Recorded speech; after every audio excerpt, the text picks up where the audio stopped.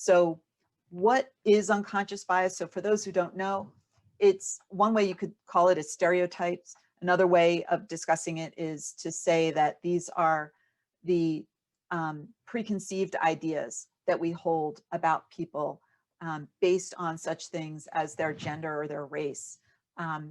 And confirmation bias is what happens when we seek evidence to confirm our unconscious bias. And I'm going to talk about that through an example so you'll really understand what it means. So some examples of unconscious bias, people say, I don't think it really exists, or I don't believe in it.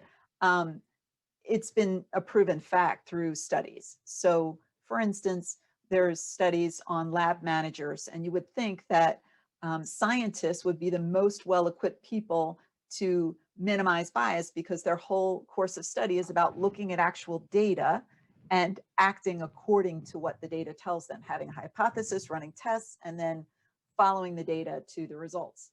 But unfortunately, scientists, even top scientists, will have their unconscious biases impact the way that they view people. And when they were looking at who should be a lab manager, and they were looking at identical resumes of men and women, they thought that the men were more competent, more likely, they would be more likely to hire them. And they thought that they should get a higher salary and were worth spending more time mentoring.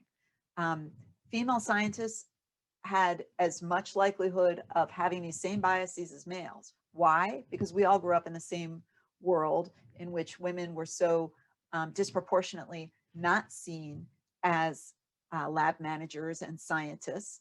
And so they also thought that they didn't belong there.